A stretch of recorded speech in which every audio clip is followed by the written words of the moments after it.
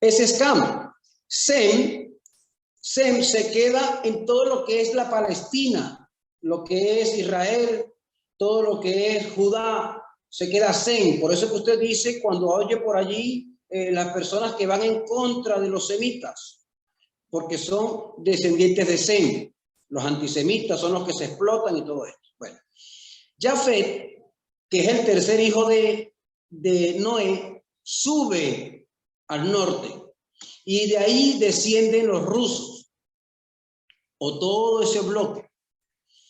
¿Sí? Entonces, bueno, cuando esta Unión Soviética cae, se dispersa, el comunismo que estaba instaurado en todo lo que era esa parte este de Europa, él comienza a hacer una batalla de no quedar desaparecido en la tierra, porque a través de ese corriente política, vamos a decirlo así, va a venir otros acontecimientos poderosos que nosotros sabemos que están en la palabra.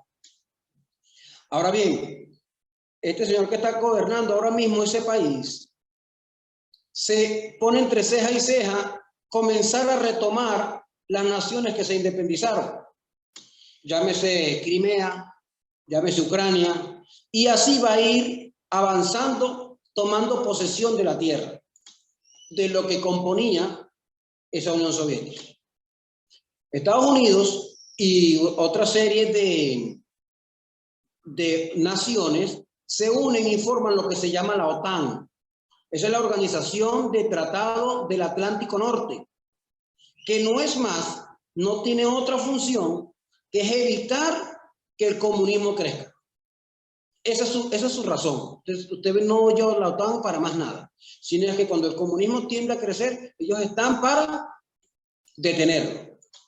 Por eso es que usted ve que todos los países que están aliados en la OTAN, ellos se amparan para que el comunismo no entre y los invada. Se rompe el tratado y Ucrania, cuando se desmembra la Unión Soviética, es el país que quedó con como la tercera potencia armamentista de la Tierra, cuando se desmembró de la Unión Soviética. Cuando ellos se independizan, ellos dicen, yo aquí tengo mucho armamento, pero yo no quiero armamento, yo no quiero más guerra, yo quiero independizarme, yo no quiero pelear más, porque ellos vivieron la Segunda Guerra Mundial. Y ellos dicen, bueno, si ustedes reconocen mi independencia, si ustedes reconocen mi nación, entonces yo voy a quemar todas las armas, las voy a destruir, porque yo no quiero ser potencia bélica en la tierra. Yo quiero paz, quiero vivir tranquilo. Y las naciones aceptaron, la ONU, la OTAN, inclusive el bloque de Rusia. Y ellos se convierten en una nación libre. Ahora bien, ya sin el poderío bélico, este señor dice, lo voy a volver a invadir. Entonces, como Estados Unidos, Francia, una coalición de la Organización de Naciones Unidas, le está haciendo oposición, él dice que voy a crear una guerra asimétrica. Es decir, yo voy a hacer una guerra con alguien que te va a doler. Todos sabemos que la guerra que se va a fomentar no es, ni va a ser contra uno del mismo nivel de Rusia, es decir, no va a ser contra Estados Unidos, sino va a ser con una ciudad o una nación pequeña. Entonces, como va a ser con una nación pequeña, ya sabemos que invadió a Ucrania, pero hay otra nación pequeña que a Estados Unidos le puede doler en el corazón. ¿Cuál es esa nación? Si empezamos a buscar los aliados de Estados Unidos siempre ha tenido de aliados, siempre ha apoyado, siempre ha sido el defensor de Israel, el país que toda la tierra, o la mayoría de la tierra, sobre todo el comunismo, quiere destruir. Entonces, allí es donde comenzamos a lucubrar y a pensar, ¿será que esta es la guerra que estaba plasmada en la palabra? ¿Será que ya estamos en ese tiempo de la gran tribulación y resulta que Cristo no ha venido, o si vino, pues yo no me enteré? Entonces, todas esas situaciones surgen como incertidumbre en nosotros. Ahora bien, ¿cómo vamos hasta aquí?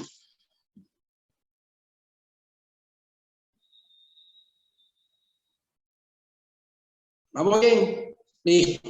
Perfecto. Porque si voy muy rápido me dicen, ¿sí? Listo. Perfecto. Vamos bien. Ok. Porque debemos entrar en contexto. Entonces hay mucho miedo, hay mucha incertidumbre. ¿Qué tiempo vivimos? ¿Será que ya Cristo vino y yo me quedé? ¿Será que yo voy a vivir de verdad la gran tribulación? ¿Qué es esta guerra? ¿Qué conlleva esta guerra? Ahora bien, ¿por qué? Porque lo basamos en una profecía que se encuentra en Ezequiel 38. El que puede buscarlo y ayudarme.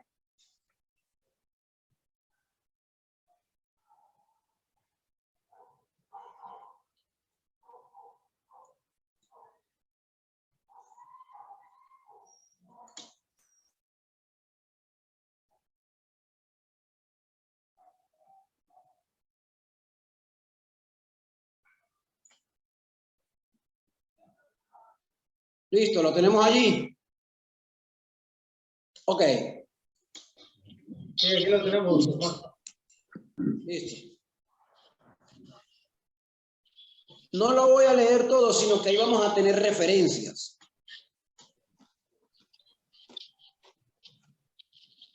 Comenzamos leyendo. Dice, vino a mi palabra de Jehová diciendo, hijo de hombre, pon tu rostro contra Gog, en tierra de Magog, príncipe soberano de Mesec y Tubal, y profetiza contra él y di, así ha dicho Jehová el Señor, que aquí yo estoy contra ti, oh Gog, príncipe soberano de Mesec y Tubal.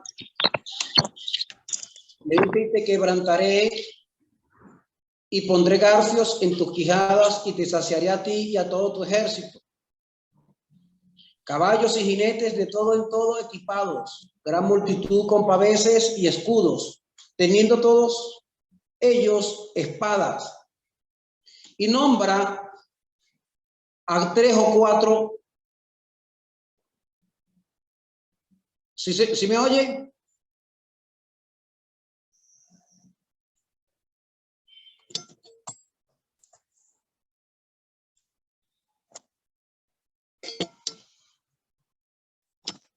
Pastor, dígame, ¿se cayó la conexión?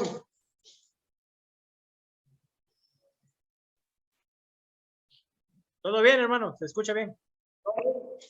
Listo. Vamos en el verso 5. Él nombra allí a 3, 4 naciones, dice Persia, Cus, Fud y Gomer. Nombra 4 naciones. Persia, todos sabemos que es Irán. Cus es Etíope. ¿Sí? Fud es Libia y la otra es Turquía. Son 4 naciones que junto a Gog, que viene siendo el presidente del que va a gobernar en ese tiempo, no estamos diciendo que sea ahora mismo, pero estamos diciendo de que 4 naciones se le van a unir a este pueblo. ¿Cómo vamos? Muy bien, listo. Bueno, estas 4 naciones es necesaria que se unan a ese bloque del norte. Entonces, hasta ahora es lo que nosotros hemos podido entender, que esta profecía no es la que se va a cumplir en el tiempo de la gran tribulación. ¿Por qué lo decimos? Porque cuando suceda eso, es porque ese imperio ha tomado no solamente Ucrania, no solamente los iraníes se le han sumado, no solamente los etíopes, no solamente los libios, no solamente los turcos, todos tienen que hacer un bloque completo y dice la profecía que descenderán del norte contra una ciudad que estará en paz. Cuando usted terminemos de este corto tema, usted va a leer capítulo 38 y 39 de Ezequiel. Y ahí usted se va a fijar que hay una descripción detallada de lo que va a suceder. Y Dios le dice a Ezequiel, dice, profetiza contra Gog, que va a ser el presidente de esa nación. No decimos que sea este que está ahora, pero pudiera ser porque no sabemos cuándo eso va a suceder. Y la tierra de Magog es la tierra que viene del norte, es un gigante del norte, y el único gigante que es o tiene la capacidad bélica, el poderío armamentístico, el ejército, que puede ir invadiendo y tomando posesión, inclusive hasta sin pelear, solamente plantearle, mira, únete a mí para hacer esta batalla, porque dice la profecía en Ezequiel 38, que subirá en su corazón, voy a descender y atacaré a la ciudad que está en paz. Y ahora mismo Israel no está en paz. Ahora mismo Israel está más pendiente que nunca de todo lo que le suceda. Entonces, ese es un indicativo de que cuando Israel esté en paz, es que va a suceder esto. ¿Cuándo Israel va a estar en paz? Cuando vemos en el hilo cronológico de la semana 70 de Daniel, que cuando la iglesia sea arrebatada en las nubes, va a venir un hombre que va a engañar a las naciones. ¿Estamos de acuerdo en eso? ¿Verdad? Este hombre va a hacer que Israel sienta tranquilidad, sienta paz. Inclusive, él les va a ayudar a reconstruir el templo de Salomón. Y cuando ellos se sientan en paz, es donde viene el cumplimiento de esta profecía del capítulo 38 y capítulo 39 de Ezequiel. Porque si decimos o nos preguntamos si Ezequiel hoy día está en un acecho constante, ¿usted cree que Israel está en paz? No está en paz. Entonces, ¿por qué brevemente estamos describiendo los acontecimientos que están sucediendo? ¿Y por qué brevemente estamos diciendo el detalle más o menos de la guerra que se vive hoy día? ¿Por qué? Porque es necesario que el pueblo de Dios entienda qué tiempo está. Sabemos que puede ser que hoy mismo venga Jesucristo. ¿Cuántos dicen amén? ¿Y cuántos piensan irse con él? Amén, ¿verdad? Entonces creemos, y bajo esa posición teológica de que nos vamos antes de que la tribulación comience, entonces estamos confiados de que Jesucristo viene a buscarnos. ¿Cuántos dicen amén? Amén. Entonces, ya entendiendo quién es Gog, quién puede ser Magog y quiénes son las ciudades que lo van a acompañar, nosotros como hijos de Dios debemos estar pendientes de cómo está ese movimiento. Sabemos por la misma palabra del Señor Jesús, cuando estuvo en la tierra, él dijo, oiré rumores de guerra. Y siempre hay rumores de guerra. Y cuando haya hambre, siempre ha habido hambre. Pero lo que más debemos estar pendientes nosotros es cuando Israel comienza a tener paz. Cuando Israel comienza a estar tranquilos. ¿Por qué? Porque en ese momento es cuando el rey del norte, el príncipe del norte, dice la palabra, descenderá.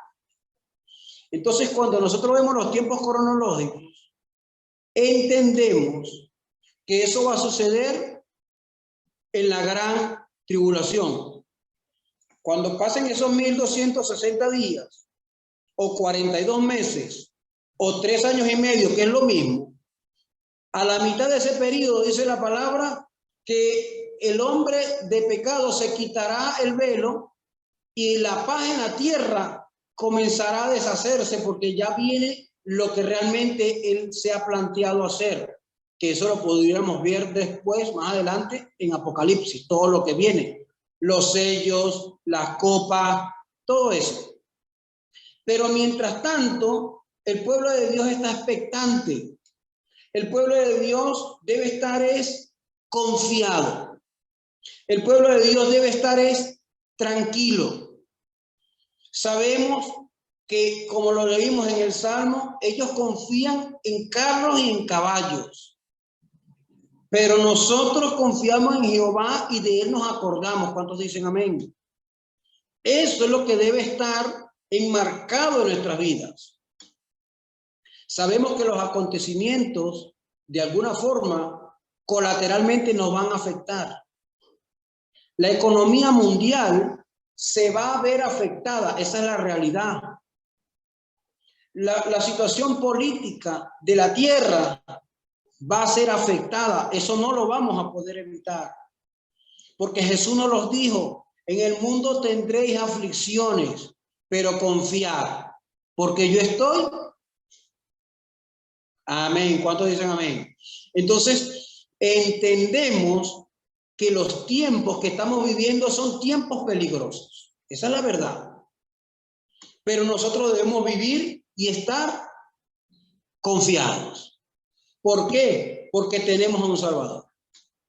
Tenemos a alguien que dijo, te tengo esculpido en mis manos. Isaías 49.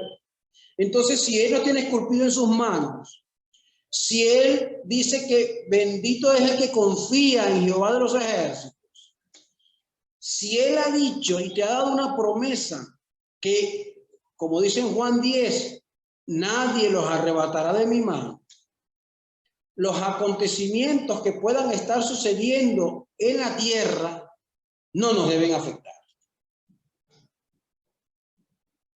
¿Cómo vamos? Amén. Vamos a hacer algo, hermano Pastor Ray. Dígame. Ya hemos hecho una corta explicación. Quiero que, si los hermanos tienen alguna pregunta, si los hermanos quieren intervenir en algo que han pensado, interactuamos un poquito.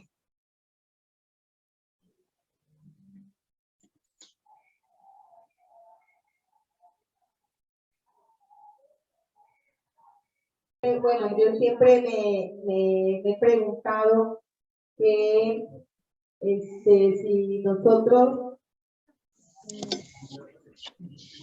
bueno, aquí tengo una duda. Mi duda es cuando hablan en Apocalipsis de que después del milenio, habla, bueno, es que ya no somos después del milenio, ¿verdad? No. Ya. Repítame la pregunta, hermana. Es que siempre he pensado que en el milenio, si vamos a estar los últimos que vayan a estar en la tierra, ya ve que dice que van a ser muertos y resucitarán en el milenio con Dios, con Jesús.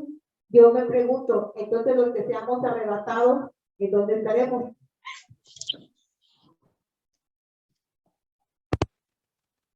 Es sobre el milenio. Si en el milenio están los judíos, dice usted la pregunta, ¿dónde estaremos nosotros en la iglesia?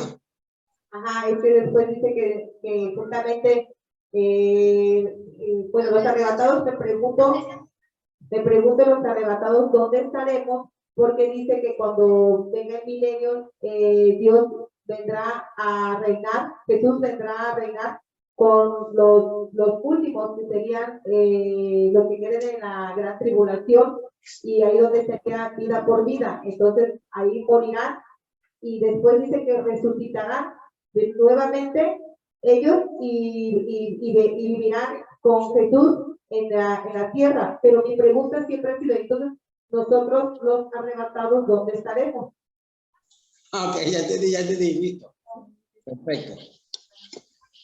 Claro, usted dice, si en el milenio ellos son los que van a estar en la tierra, ¿dónde vamos a estar los que fuimos arrebatados o los que morimos en Cristo y fuimos resucitados? Esa es la pregunta. Bueno, fíjense.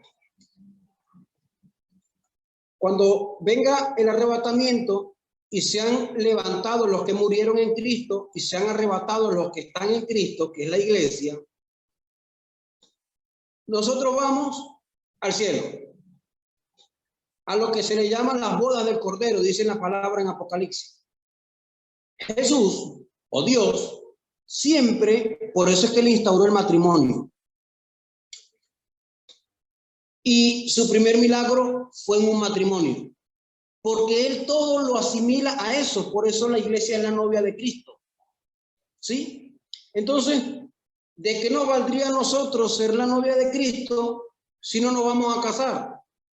Entonces, cuando haya el arrebatamiento y están sucediendo esos 7 años acá abajo en la tierra de tribulación y gran tribulación, nosotros estaremos celebrando las bodas del Cordero en el cielo, ¿sí? Todavía no es reino milenial, todavía está la gran tribulación, se está depurando la tierra. Y nosotros estamos arriba en el bimá de Dios, que es recibiendo recompensa por las obras que hicimos, no por la salvación, sino por las obras. Estaremos celebrando la boda del Cordero con su novia, que somos nosotros, ¿sí? Y ante todo esto, el Hijo presentándole la novia al Padre, porque eso es lo que va a hacer Jesucristo, nos arrebata como novia y nos presenta al Padre. Eso es el ritual cultural de los judíos, y así mismo va a ser. Luego que nosotros seamos presentados, galardonados y hayamos celebrado las bodas, entonces ya estamos preparados y ha pasado el tiempo de regresar a gobernar con Cristo. Cuando en la palabra dice que cuando vengan las nubes, el arrebatamiento en la traducción es epifaneia. Aparece Jesús o Cristo en la nube y nos arrebata. Pero cuando habla de la segunda venida de Cristo, es para la finalización de la gran tribulación y es para vencer a su enemigo en la batalla del Armagedón, que es en el valle de Megido. Eso es en el río Éufrates. Cuando esté seco se va a formar un valle. Y en ese valle va a haber una gran batalla. Y el Rey de Reyes y Señor de Señores va a triunfar. Y va a juzgar a las naciones. Por eso se llama, en la teología, va a juzgar a las naciones. Entonces, cuando en la palabra dice que cuando Él venga con sus santos millares, usted y yo vamos a venir detrás de Él. No sé si le da la gloria a Dios. ¿Por qué? Porque aquí en esta tierra está el cumplimiento de la semana 70 de Daniel, que es único y exclusivamente para los judíos. Han pasado 69 semanas de años, como está establecido en Daniel 9. Eso lo podemos ver también después. Y cuando ya vaya a comenzar el reino milenial, necesita que alguien sea gobernado, que son los judíos, que no aceptaron, que mataron a su Mesías, que hoy están oscurecidos por el mismo propósito de Dios para que nosotros pudiéramos tener oportunidad. Entonces, los que pasan de esta gran tribulación pasan al reino milenial y resucitan aquellos que son los que dice Apocalipsis, que ven con palmas en las manos. Esos son judíos. Cuando entre el total de ellos, entonces a ellos son los que vamos a gobernar. Y nosotros, por eso nos convirtió en reyes y sacerdotes. Por eso Dios, Jesucristo, con su sacrificio y desde ante la fundación del mundo, nos fue cambiado de posición. Y ahora nosotros, de hoy pasar vicisitudes en ese reino milenial, vamos a pasar a ser gobernadores juntamente con Cristo. Porque Cristo estará gobernando. No habrá falta de sol ni luna, porque ya Él es la luz. Y Él necesita un cuerpo ministerial, vamos a decirlo así, como todo gobierno. Y no van a ser los ángeles, sino que va a ser su pueblo. Y entre eso está usted y estoy yo. Amén, gloria a Dios. Entonces, no sé si hasta ahí, ¿cómo vamos? ¿Qué otra pregunta o qué le parece?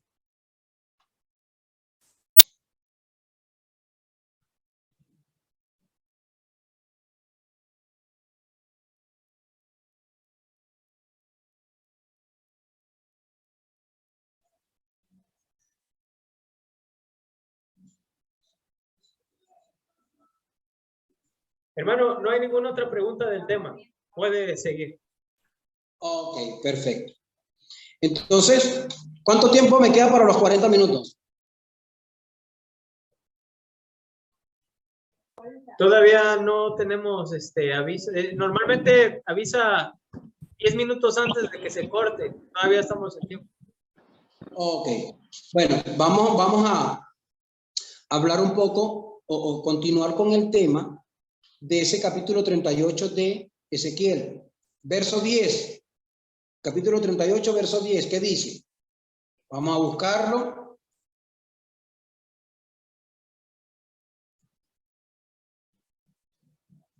Ajá. Dice, así ha dicho Jehová el Señor, en aquel día subirán palabras en tu corazón y concebirás mal pensamiento y dirás, subiré contra una tierra indefensa, iré contra gentes tranquilas que habitan confiadamente, todas ellas habitan sin muros y no tienen cerrojos ni puertas. Se fijan que allí se refiere a una ciudad que va a estar confiada, que va a estar tranquila, y hoy ninguna nación está tranquila. La nación de Israel va a estar tranquila en ese tiempo que le va a dar el anticristo, que los va a engañar. Dice en Isaías una profecía que ellos van a decir pacto con el Seol hicimos, porque se van a dar cuenta que hicieron pacto con el anticristo mismo. Pero ya es tarde, ya han sido engañados. Y ahí es donde él se quita la máscara y le dice, yo me voy a sentar en el trono de David. Ellos se lo impiden y él comienza a asesinarlos. Comienza a ver, porque ya se les ha quitado el velo que hoy tienen y empiezan a reconocer al Salvador. Y cuando ellos comienzan a reconocer al Salvador, entonces comienzan a asesinarlos.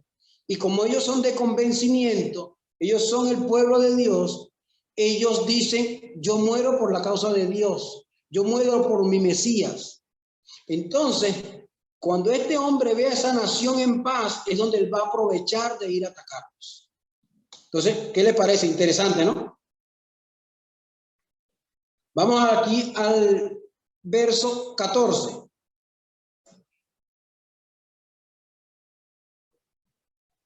Ya ahí lo describe, ya no da una descripción de que pareciera que es Israel. Aquí ya lo dice, verso 14, dice, por tanto profetiza, hijo de hombre, y di a Gog, así ha dicho Jehová el Señor, en aquel tiempo, cuando mi pueblo Israel habite con seguridad, ¿no lo sabrás tú?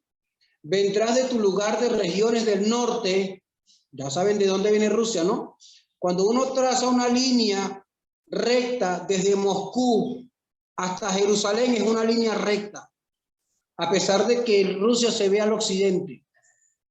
Entonces le dice, ¿no lo sabrás tú? Vendrás tú de tu lugar de las regiones del norte, tú y muchos pueblos contigo, todos ellos a caballo, gran multitud y poderoso ejército. Verso 16.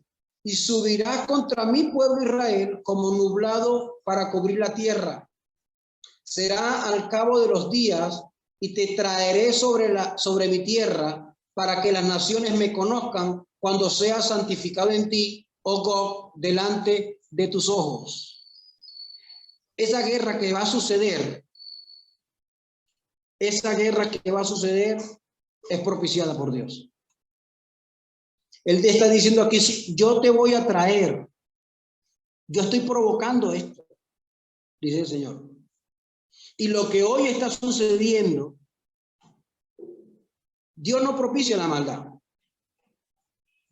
pero Dios se vale de cualquier situación para su propósito. Y lo que hoy sucede es para el cumplimiento del propósito de Dios. Por eso es que vamos a ver que Rusia va a ganarle a Croacia. Y quizás a la coalición de Estados Unidos y la OTAN, quizás le va a ganar. Quizás ellos y muchos otros pueblos se van a unir, pero no van a poder, porque se va a cumplir el propósito de Dios. Por eso La iglesia debe estar clara en los tiempos que se vive. No es que no vamos a orar por los hermanos y familias y niños que están muriendo en Croacia, en Ucrania. No es que no vamos a orar por ellos. Lo que la iglesia no debe orar es que porque haya paz. Esto parece contraproducente. Esto parece que no es o no tiene lógica. Pero no es que usted no va a orar porque no haya paz. Usted va a orar para que Dios guarde a los que va a guardar. Porque no es ahora mismo lo que el plan de Dios. El plan de Dios viene estableciéndose desde antes. Él mismo era el que sacaba a su pueblo para que lo llevaran esclavo por un propósito. Él era el que permitía que otros murieran para dejarle enseñanza a otros. Y si el bloque de la Unión Soviética tiene que volverse a unir, se va a tener que volver a unir porque ese es el último imperio. Eso es bíblico. Entonces no es que oramos por la paz, oramos para que Dios guarde a esas personas y nos guarde a nosotros. Y que salve a los que ha de salvar, porque su propósito, vámonos al monte del Getsemaní. El Verbo eterno, Cristo Jesús, él sabía lo que le esperaba, porque desde ante la fundación del mundo ya él sabía. Pero cuando llegó el momento del cumplimiento, él se detuvo un momento y dijo, oye, si puedes, pasa de mí esta copa. O sea, hubo unos segundos de pensar, pero al rato dijo, pero no sea como yo, sino como sea tu propósito. Entonces nosotros viendo esto, la iglesia que está desenfocada y no conoce los tiempos donde vivimos o en qué vivimos, está orando por una paz que sería como Pedro le dijo a Jesús, no te entregues, no vayas a morir, quédate aquí conmigo. Y él le dijo, apártate, me eres adversario. Entonces hoy no podemos pedir por la paz para el cumplimiento del propósito nuestro y no el cumplimiento del propósito de Dios. Entonces cuando nosotros dejamos que Dios cumpla su propósito, va a ser lo mejor. Que nos parezca duro, grotesco y quizá sangriento. Dios es Dios y no lo podemos nosotros cuestionar. ¿Cuántos dicen amén? Entonces, ahora bien, si ya sabiendo esto, nosotros ¿cómo debemos orar como iglesia? Debemos orar, Señor, cumple tu propósito.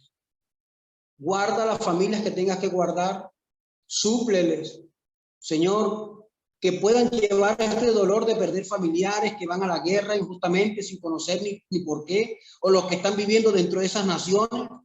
Todo lo que vaya a suceder, Señor, te pedimos ellos. Dale fortaleza, súpleles, pero haz tu voluntad siempre, no hagas la nuestra. Entonces nosotros no podemos ponernos como Pedro a ser adversarios, sino que se cumpla la voluntad de Dios. Entonces, en estos versos que leímos, vimos que el mismo Dios va a traer a esos montes a Gog con sus ejércitos. Entonces, ¿qué nos da enseñanza? Que esto es un plan de Dios. Que está mal para nosotros en nuestra humanidad, cierto, pero es el plan de Él y nadie lo puede refutar. La vasija no le puede decir a su alfarero cómo hacer las cosas. Simplemente las va a hacer. Entonces nosotros lo que debemos estar es en pie, debemos estar es preparados, debemos estar es predicando, porque eso fue lo que nos mandaron a predicar. Pero sobre todo dar una palabra de confianza y de tranquilidad a los que están en nuestro entorno. Porque hoy quizás lo vemos lejos, pero esos misiles cruzan de un continente a otro, eso no tiene problema. Pero si eso llegase a pasar, no creemos que pase, pero si llegase a pasar, ¿qué sucede con usted y conmigo? Usted y yo estamos esculpidos en la mano de Dios. Nosotros estamos guardados bajo la mano poderosa del Rey de Reyes y Señor de Señores. Y aunque ellos confían en sus caballos y en sus carros, nosotros de Jehová tendremos memoria. ¿Cuántos dicen amén? ¿Cómo vamos? ¿Cuántos minutos van? No sé cuántos más o menos son minutos. Quedan 2 minutos y medio. Finalizo la sesión y le envío el nuevo link. Ah, bueno, entonces no queda mucho. Listo. Finalicen. Con el frío ahorita, porque aquí normalmente hace muchísimo calor. Más bien hoy está algo fresco. Bueno, continuamos. Después te corto este pedazo, ¿no? Listo. Continuamos. Entonces, ya lo pudimos ver que es un plan de Dios. Es un plan de Dios mismo que va a permitir que todo esto suceda para que Él se glorifique.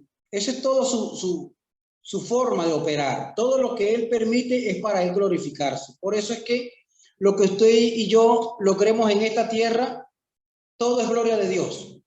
Entonces, luego de que Dios le da esta palabra, esa profecía a Gog y a Magog, que es el presidente que va a gobernar esta nación del norte, él le dice en el verso 17, así ha dicho Jehová el Señor, ¿no eres tú del que hablé en los tiempos pasados por mis siervos los profetas, los cuales profetizaron en aquellos tiempos que yo te había de traer sobre ellos? Verso 18, y en aquel tiempo cuando venga Gog contra la tierra de Israel, dijo Jehová el Señor, subirá mi ira y mi enojo. Verso 19, porque he hablado en mi celo y en mi fuego de mi ira, que en aquel tiempo habrá gran temblor sobre la tierra de Israel. Verso 20, que los peces del mar, las aves del cielo, las bestias del campo y toda la serpiente que se arrastra sobre la tierra, todos los hombres que están sobre la faz de la tierra temblarán ante mi presencia y se desmoronarán los montes y los vallados caerán y todo muro caerá a la tierra. 21, y en todos mis montes llamaré contra él la espada, dice Jehová el Señor. La espada de cada cual será contra su hermano. Esos ejércitos se van a matar entre ellos. Verso 22. Y yo litigaré contra él con pestilencia y con sangre, y haré llover sobre él, sobre sus tropas y sobre los muchos pueblos que están con él, impetuosa lluvia y piedras de granizo, fuego y azufre. Lo que le espera a ese pueblo, ¿no? Terrible. Y seré, verso 23, este es lo medular de todo el tema. Y seré engrandecido y santificado, y seré conocido ante los ojos de muchas naciones, y sabrán que yo soy Jehová. A ese es al Dios que usted y yo servimos, al Dios que propicia todo para él glorificarse. Como nación, el pueblo de Israel está protegido. Nosotros como iglesia, como hijos de Dios, estamos protegidos. Que aunque en tu vida esté sucediendo situaciones, que aunque en tu vida sucedan cosas, Dios la está propiciando para él después glorificarse. Entonces, todo lo que pase con el pueblo de Israel, nosotros podemos tomar que ese mismo Dios que defiende a Israel es el Dios que te defiende a ti y me defiende a mí. Entonces, en esta breve reflexión o breve estudio corto, preciso, sobre parte de lo que es la guerra y por qué es la guerra y qué conlleva esta guerra, sin echarle culpa a nadie, sino viendo lo que dice la profecía y que es un plan de Dios, llamar la atención de la iglesia por qué y cómo se debe orar con respecto a esta posición. Y darle confianza a la iglesia y darle a entender a la iglesia los tiempos que estamos viviendo. Pero que sobre todo tener confianza en que aunque suceda lo que vaya a suceder, nosotros estamos esculpidos en la mano de Dios. Nosotros, Él nos guardará como ovejas de su prado. No hay nada que vaya a suceder alrededor nuestro que nos quite la vida, porque tú y yo tenemos vida eterna.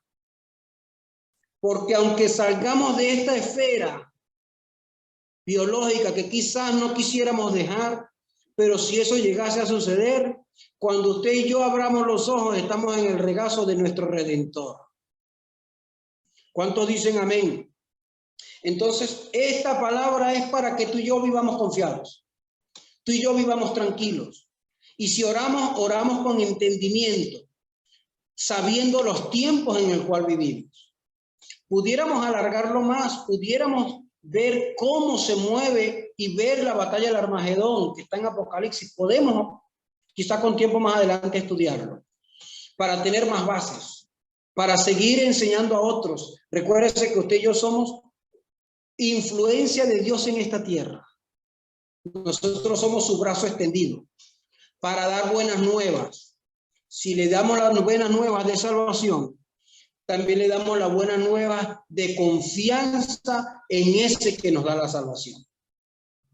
Entonces, eso es todo lo que queríamos compartir en esta mañana con cada uno de ustedes, para que sepamos y entendamos que ese que nos llamó, Él también nos va a guardar, Él también nos va a cuidar, y Él también nos va a recompensar, y Él también nos va a traer a gobernar sobre las naciones. Entonces, el trabajo y las lágrimas que quizás tú estás pasando es para que sepas que un día van a ser redimidas, un día van a ser enjugadas de nuestro rostro, y nuestra recompensa viene de parte de Él, no por lo que nosotros hagamos. Entonces, Dios me les bendiga, Dios me les guarde. Un placer haber compartido con ustedes estas cortas palabras.